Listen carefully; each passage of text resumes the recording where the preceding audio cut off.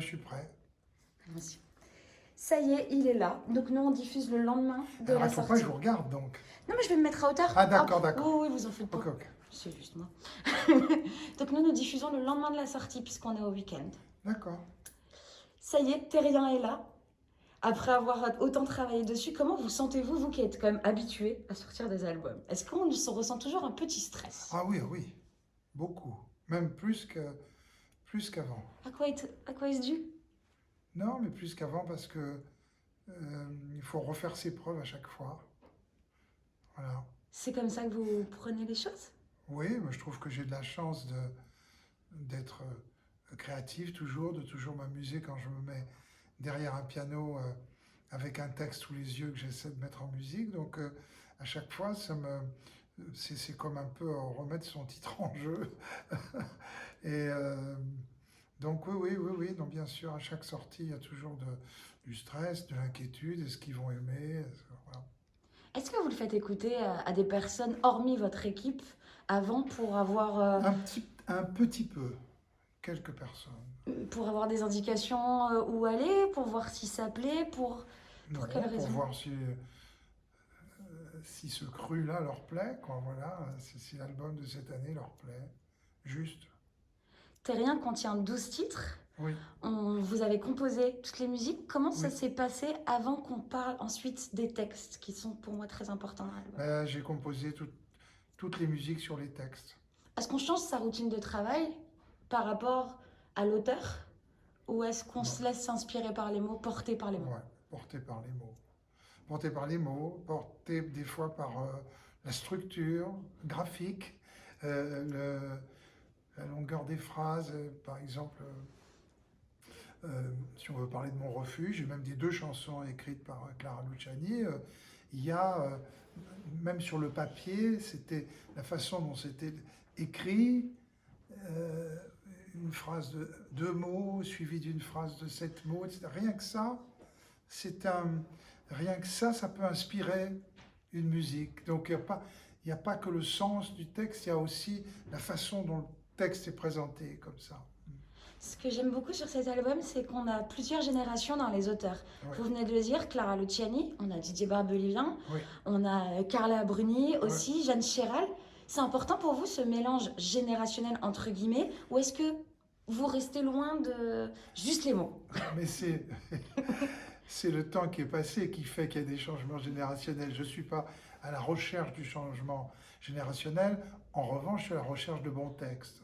Donc, j'ai envie de vous dire, hommes, femmes, 35 ou 60 ans, c'est pas ça qui est important. L'important, c'est des bons textes. Maintenant, il est évident que chaque génération apporte son lot d'auteurs et on va dire un petit peu sa façon d'écrire le français.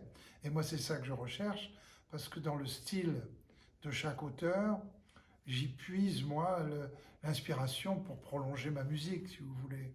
Alors, même après, quand je mets tout le monde là, comme ça, et que je vois les différentes générations, je suis heureux de voir ça. Parce que c'est flatteur et c'est sympa que qu'un jeune auteur accepte de m'envoyer un texte pour que je le mette en musique. Mais après, ce qui compte, c'est que ce soit des bons textes. Voilà. Des textes qui aient du style. Justement, en parlant de bons textes, les 12 sont très bons, mais je voudrais qu'on s'arrête, si vous le voulez bien, sur 3 des titres qui me semblent très Ouais, importants dans ouais, l'album. ouais, Et je voudrais qu'on débute avec La jeune fille en feu ouais. de Jeanne Chéral. Alors, je voudrais savoir quand elle a été créée cette chanson, parce que quand on l'écoute, c'est très actuel, mais quand je parle d'actualité, je parle de l'actualité Oui, alors, première là. c'est le cas de quelques chansons Mm. de cet album qui ont été écrites, on va dire, dans les mois, enfin une partie des chansons qui ont été écrites dans les mois qui ont précédé le premier confinement, et celle-là en fait partie. Ça faisait déjà longtemps que j'avais envie de collaborer avec Jeanne, donc je lui ai demandé un texte. Elle m'a renvoyé elle a mis un peu de temps à revenir, et puis elle m'a envoyé un texte avec une très jolie lettre avant, me disant j'ai réfléchi longtemps pour savoir ce que j'allais vous proposer. Et il m'a semblé que quelqu'un qui avait chanté Femme, je vous aime ne pouvait pas être insensible au thème que je vous propose. Évidemment que j'ai été très heureux de recevoir ça, parce que, alors, vous savez, c'est quelque chose malheureusement qui existe depuis que l'homme est homme, enfin en tout cas l'homme- que les terriens sont les terriens. Mais on va dire que ça prend une acuité, on va dire, de nos jours, parce que la parole se libère. Bon, donc, mais c'est un sujet qui est dans l'air, on va dire. C'est aussi le rôle des auteurs de trouver les sujets qui sont dans l'air.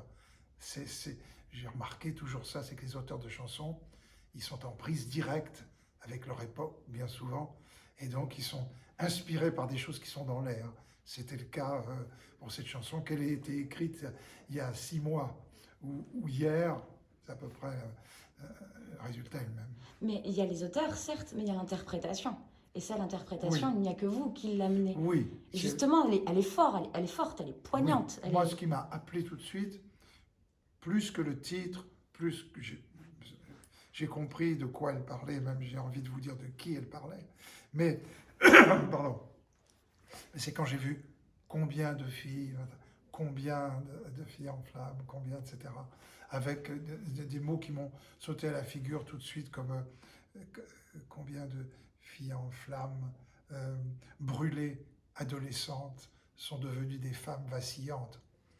Ça, c'est un grand auteur qui écrit ça. L'autre chanson, c'est celle écrite par Carla Bruni, Changé. Oui, Vous n'êtes pas à votre première collaboration avec elle, mais elle arrive toujours à trouver les bons. J'ai l'impression qu'elle arrive toujours. Elle vous cerne bien, elle vous connaît bien. ah oui, très bien. D'abord parce qu'on est amis, et aussi parce qu'elle a ce talent qui n'est pas donné à tous les auteurs-compositeurs, parce qu'elle est auteur-compositeur. Elle écrit pour elle les paroles, les musiques, mais elle est capable aussi d'écrire pour les autres, ce qui n'est pas donné à tous les artistes qui chantent leur propre matériel, si vous voulez. Donc elle fait partie de ces gens-là, et en plus de ces auteurs-là, on va dire, et en plus elle peut aussi écrire aussi bien pour un homme que pour une femme. Elle peut écrire des textes qui sont chantables par tout le monde, si vous voulez, enfin par les deux sexes.